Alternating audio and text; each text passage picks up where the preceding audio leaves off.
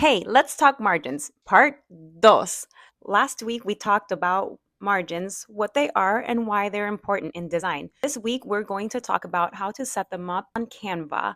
I know I'm going to get a lot of hate from my designer friends, so I apologize. But the reality is that a lot of people use Canva, and there are a lot of clients that ask for things on Canva. So let's take a look. The first thing that I want to point out is, as you can see, my unit of measurements up here is in inches, which is okay because the first thing that we're going to do is set up margins for print.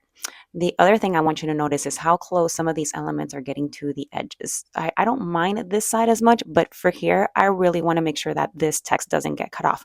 So we're going to go ahead and set up margins. The easiest way to do it is by going to File, and then going to Settings and showing margins. And Canva is going to automatically give you a 1-inch margin all around the page. If you want margins that are a little bit bigger or smaller for whatever reason, you can customize this by going to File, Settings, Add Guides, and as you can see, this little purple lines. And I already have my 1-inch by 1-inch in here, but you can change it to say maybe 0.5. Sometimes 0.5 is really nice for me. Go ahead and add guides. And as you can see, your guides change. So now that we have this set up, we're going to go ahead and move our elements.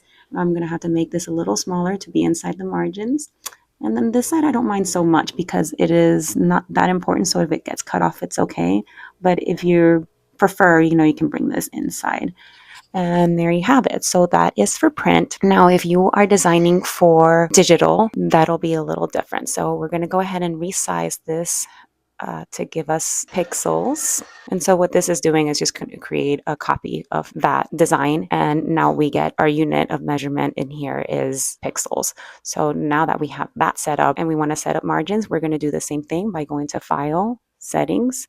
And if you want to customize them, you can go to Add Guides and Custom. And then in here, you'll see that this changed from inches to pixels. So as I said last week, when you're designing for digital, you want your margins to be anywhere between 50 and 100. So let's see what 100 pixels looks like. So 100 feels a little too much. So I'm just going to go ahead and change it to 50. I like 50. 50, I think, gives me a good amount of margin. I know that it's more than likely going to look good in all of the different platforms. And my text is already inside of those margins. So there you have it. I hope that was helpful. Stay tuned because next up, we're going to get a little bit more advanced and talk about margins in InDesign.